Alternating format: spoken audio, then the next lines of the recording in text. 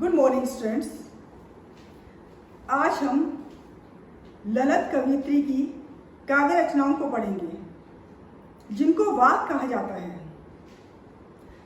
ललित कश्मीर की लोकप्रिय कवियत्री हैं। इनका जन्म 1320 ईस्वी के आसपास श्रीनगर के पास स्थित गांव में हुआ था। इन्हें ललेश्वरी, लला, लल योगेश्वरी, ललारिफा आदि नामों से भी जाना जाता है।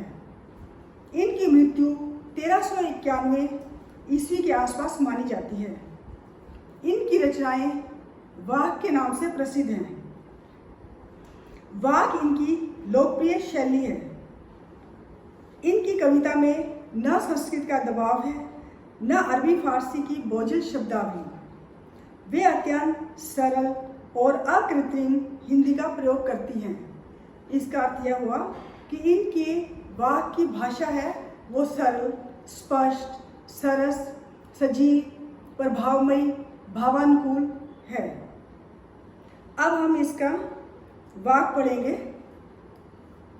फर्स्ट वाक है, रस्सी कच्चे धागे की खींच रही मैं नाव, जाने कब सुन मेरी पुकार, करे देव भव सागर पार।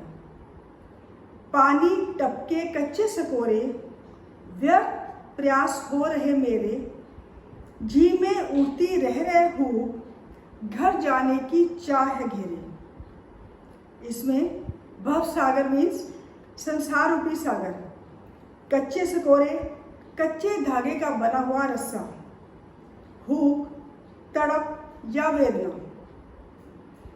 कवियत्री कहती हैं, रस्सी कच्चे धागे की खींच रही मैं नाव, कि यह जीवन कच्चे धागे की रस्सी के समान नश्वर है, जिसके सहारे मैं प्रभु भक्ति की नाव खे रही हूँ या चला रही हूँ। जाने कब सुन मेरी पुकार, करे देव भव सागर पार। न जाने मेरे देव, मेरे ईश्वर भगवान मेरी पुकार कब सुनेंगे और मेरा बेड़ा पार कब करेंगे। पानी टपके कच्चे सकोरे, व्यर्थ प्रयास हो रहे मेरे, जी में उड़ती रह रहे हूँ, घर जाने की चाह है घेरी। कच्चे धागे से बनी रस्सी पर पानी की एक एक बूंद नित्य पड़ रही है, कि हर रोज पानी की एक एक बूंद गिर रही है, अर्थात समय बीतता जा रहा है, मृत्यु समीप आती जा रही है। प्रभु मिलन के सब प्रयास व्यर्थ हो रहे हैं। जी में उड़ती रह रहे हो, कि मेरे हृदय में रह रहकर एक तड़प उठती है कि मैं कब अपने प्रभु से मिलूंगी। अब मैं अपने घर अर्थात परमात्मा लोक में जाना चाहती हूँ। लास्ट में लिखा है, घर जाने की चाह है मेरी।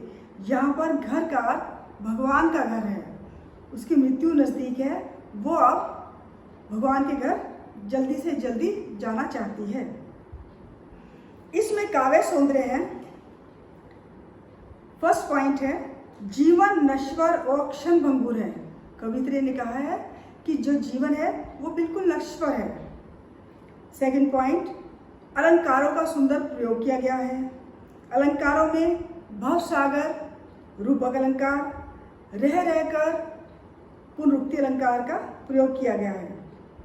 इसमें गीतात्मकता, संगीतात्मकता, लयात्मकता विद्यमान है। इसमें भक्ति रस और शांत रस है। जाने कब सुन मेरी पुकार, अगर कब का करना चाहो तो इसमें जो स्टाइल है वो प्रश्नात्मक शैली है। सेकंड वाक है, खा खा कर कुछ पाएगा नहीं, न खाकर बनेगा अहंकारी, सम खा तभी होगा संभावी, खुलेगी सांकल बंद द्वार की। अहंकारी घमंडी, सम अंत्यकरण और बाह्य इंद्रियों पर संयम, समभावी समानता की भावना रखने वाला, सांकल कुंडी। कवियत्री कहती है कि हे मनुष्य, तू सांसारिक भोगों में लीन मत हो। भोगों से कुछ प्राप्त नहीं होगा। जैसे लिखा हुआ है कि खा खा कर कुछ पाएगा नहीं।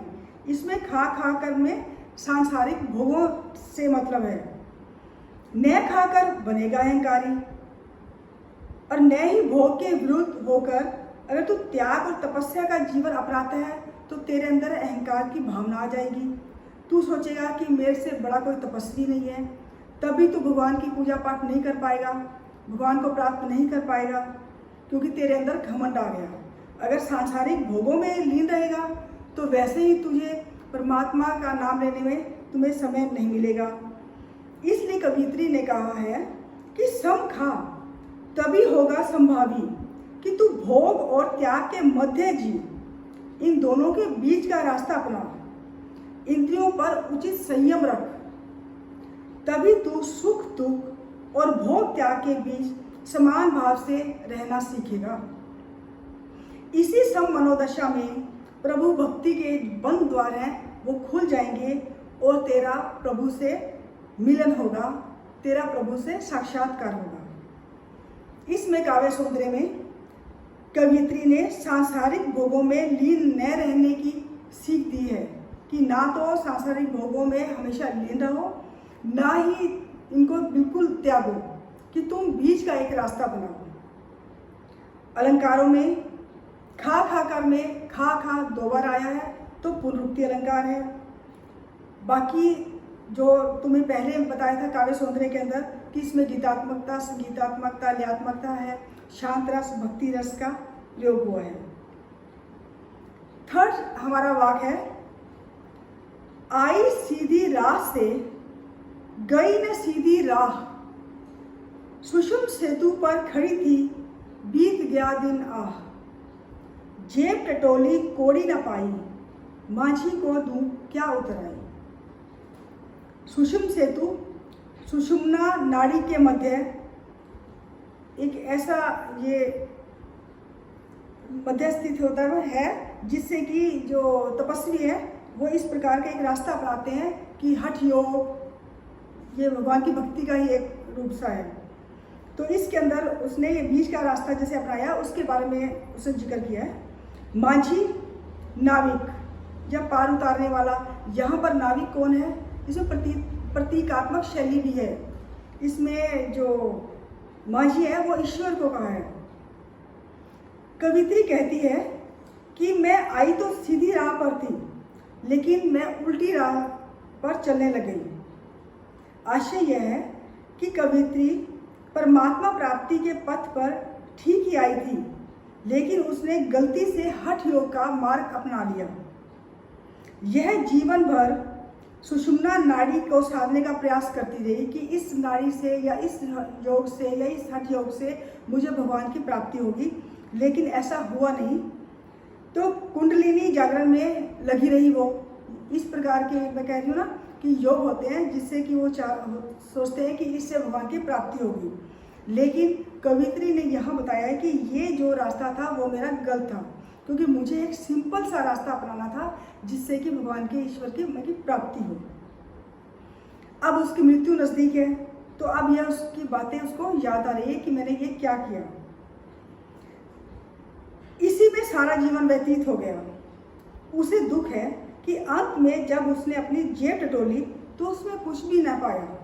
लास्ट में लिखा है कि जेब टटोली कोड़ी ना पाई। जेब टटोलने का यहाँ अर्थ यह है कि अपने जीवन की उपलब्धियों के बारे में उसने विचार किया कि मैंने क्या किया है। सारा जीवन उसका, कवित्री कहती है कि मेरा व्यर्थ हो गया। अब वह परमात्मा को जवाब देने योग्य भी नहीं रही। उतराई के नाम पर उसके पास अब कुछ भी नहीं है। लास्ट में लाइन है, माझी को दूं क्या उतराई।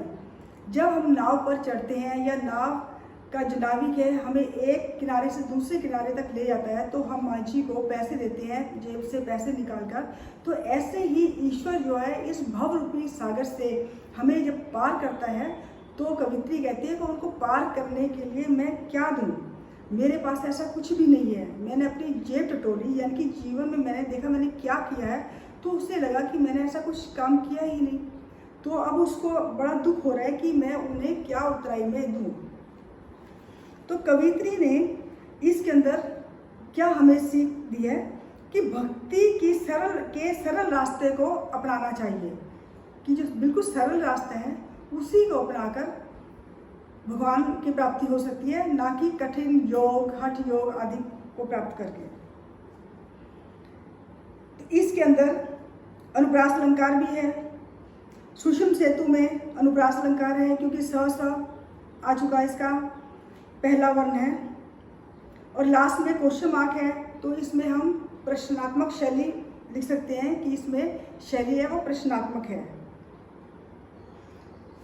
फोर्थ हमारा वाक्य है, थल थल में है बसता शिवी, भेद न कर क्या हिंदू मुसलमान, ज्ञानी है तो स्वयं को जान, वही है साहिब से पहचान। थल स्थान, जगह, शिव भगवान शिव जी, साहिब ईश्वर।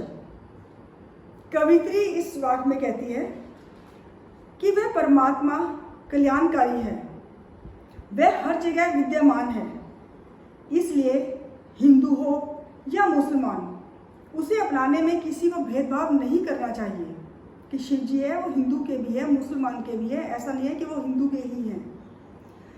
कवित्री ज्ञानी मनुष्य को संबोधित करते हुए कहती है कि हे ज्ञानी, अगर तू सच्चा ज्ञानी है, तू अपने आप को अगर सच्चा ज्ञानी समझता है तो पहले स्वयं को तो जान।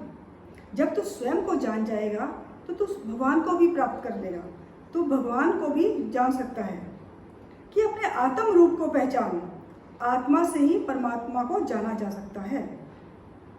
तो इसमें कवित्री ने जाति पाति के भेदभाव का विरोध किया है कि जात पात का विरोध मत करो, और वैसे भी चाहे जाति कोई भी हो, भगवान जो है सबके हैं।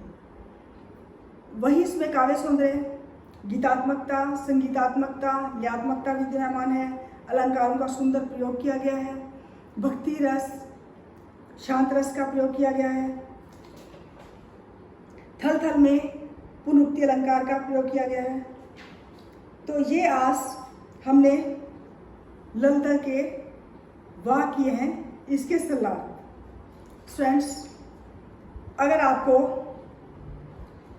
ये मेरा वीडियो पसंद आया हो तो आप लाइक, शेयर और सब्सक्राइब जरूर कीजिए। Thank you. Have a nice day.